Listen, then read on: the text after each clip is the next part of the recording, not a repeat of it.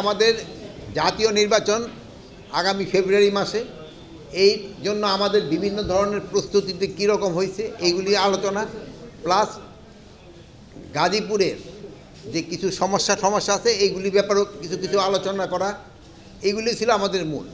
এখানে আমাদের আইন শৃঙ্খলা বাহিনীর সবাই ছিলেন এবং প্রশাসনের সবাই ছিলেন, ইভেন আমাদের কারা, তারপরে ফায়ার ব্রিগেড, তারপরে আপনার মাদক এরও ছিলেন। আপনারা জানেন যে আমাদের এই সমাজের হলো সবচেয়ে বড় সমস্যা হলো একটা হলো দুর্নীতি, আর একটা হলো মাদক। কিন্তু আমার এই দুইটা বড় ধরনের সমস্যা। তা আমরা এইটাকে কীভাবে আমরা দূর করতে পারি সমাজ থেকে, এটা নিয়েও আলোচনা হয়েছে।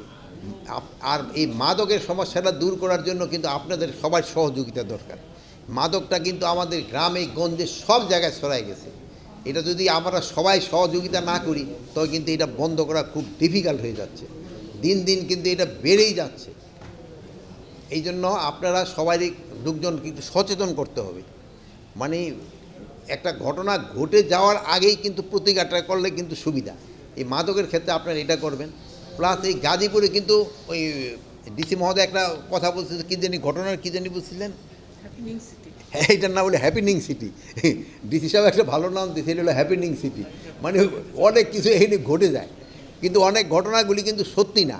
কিছু ঘটনা সত্যি, কিছু ঘটনা অসত্য ঘটনা থাকে। যেগুলি সত্যি আপনারা প্রকাশ করেন, আমাদের কোনো আপত্তি নাই। যেগুলি অসত্য ঘটনা এগুলিও আপনারা বলবেন যে এগুলি অসত্য। এটা যদি ফলাও করে প্রকাশ করেন তবে কিন্তু সমাজের জন্য ভালো এবং এলাকার জন্য ভালো। আর এগুলো গাজীপুর হলো ইন্ডাস্ট্রিয়াল বেল্ট। এখানে কিন্তু বহু লোক কাজ করে, তাদের কর্মসংস্থান রুজি রোজগারের জায়গা এটা। কিন্তু তারা সবাই কিন্তু এখানকার বাসিন্দা না, এটা বিভিন্ন এলাকা থেকে আসছে, তারা এখানে থাকে। তাদের সাথে আপনারা ভালোভাবে থাকবেন এবং তাদের সাথে একটা সম্পর্ক যেন ভালো থাকে, এইগুলি করবেন। তারপরে এখানে ধরেন যে আবার এই এই যে জুট ব্যবসায়ী সংখ্যা কিন্তু আবার বেশি, তারও কোনো অনেক সময় অনেক সমস্যার সৃষ্টি করে। এখন হচ্ছে আমি একটু বলি যে আপনারা এই পার্শ্ববর্তী দেশ অনেক সময় অনেক গুজব রটায়, কিন্তু আপনাকে ওই জন্য অনেক ধন্যবাদ।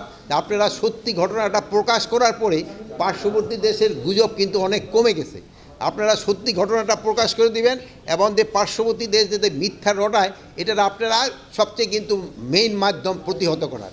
আপনারা যদি সত্যি ঘটনাটা বলেন যে ওরা যে পার্শ্ববর্তী দেশে যে ঘটনাটা বলতেছে এটা মিথ্যা, তো এটা কিন্তু সবচেয়ে বেশি ইফেক্টিভ হয়। যেই কাজটা আপনারা করে যাচ্ছেন ভবিষ্যতে করবেন, এই জন্য আমি আপনাদের ধন্যবাদ দিই। প্রশাসনকে নির্দেশ দেওয়া হয়েছে নির্বাচনটা হবে ফ্রি, ফেয়ার, ক্রেডিবল এবং উৎসবমুখর। এইটা করার জন্য প্রশাসন যেন সব ধরনের কাজ করে। না কোনো ধরনের হুমকি নেই। নির্বাচন খুব ভালোভাবে হয়ে যাবে আল্লাহ দিলে। জামিনে মুক্তি পাওয়ার পর যদি সে কোনো ধরনের কোনো অপকর্ম করে, তার সাথে আইনের আওতায় নিয়ে আসা হবে। যেহেতু জামিন দেওয়াটা তো আমার হাতে নাই, এই কোর্ট হলো স্বাধীন, তারা তাকে জামিন দিয়ে দিছে। কিন্তু জামিন দেওয়ার পরে যদি সে কোনো ধরনের অপকর্ম করে, তাহলে আমরা আইনের আওতায় নিয়ে আসবো।